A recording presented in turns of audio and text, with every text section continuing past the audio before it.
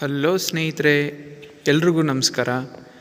ನಾನಿವತ್ತು ನಿಮಗೆ ತರಂಗ ಚಲನೆ ಬಗ್ಗೆ ತೋರಿಸ್ತಾ ಇದ್ದೀನಿ.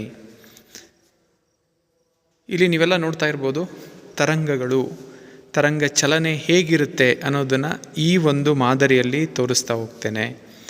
ಇಲ್ಲಿ ನೋಡಿ, ಬೇರೆ ಬೇರೆ ಉದ್ದವಿರ್ತಕ್ಕಂತಹ ಲೋಲಕಗಳನ್ನು ನಾವಿಲ್ಲಿ ಜೋಡಿಸಿದ್ದೀವಿ.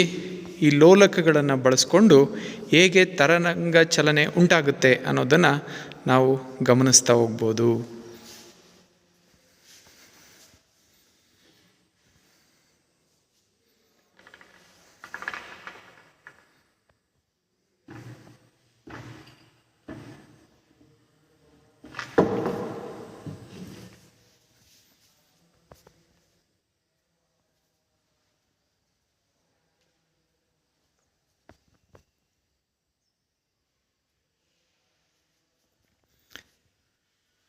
ನೀವೆಲ್ಲರೂ ಗಮನಿಸ್ತಾ ಇದ್ದೀರಾ, ಬೇರೆ ಬೇರೆ ಉದ್ದ ಇರತಕ್ಕಂತಹ ಲೋಲಕಗಳನ್ನು ಸಮನಾದ ಬಲವನ್ನು ಪ್ರಯೋಗಿಸಿದಾಗ ಹೀಗೆ ತರಂಗ ಚಲನೆ ಉಂಟಾಗುವಂಥದ್ದನ್ನು ಗಮನಿಸ್ಬೋದು.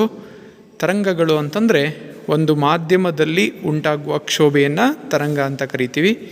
ಈ ಲೋಲಕಗಳು ವಿಭಿನ್ನ ವೇಗದಲ್ಲಿ ಚಲಿಸ್ತಾ ಹೋಗ್ತಾ ಇದ್ದಾವೆ. ಇದರಿಂದ ತರಂಗ ಚಲನೆ ಉಂಟಾಗ್ತಾ ಇದೆ.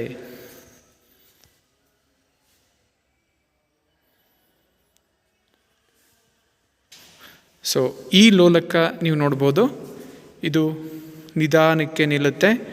ಅದೇ ಈ ಲೋಲಕ ನೋಡ್ಬೋದು, ಇದು ವೇಗವಾಗಿ ನಿಲ್ಲುತ್ತೆ.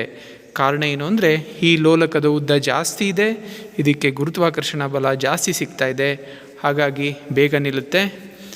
ಈ ಲೋಲಕ ಉದ್ದ ಕಡಿಮೆ ಇದೆ, ಗುರುತ್ವಾಕರ್ಷಣ ಬಲ ಕಡಿಮೆ ಇರುತ್ತೆ, ಹಾಗಾಗಿ ನಿಧಾನಕ್ಕೆ ನಿಲ್ಲುತ್ತೆ.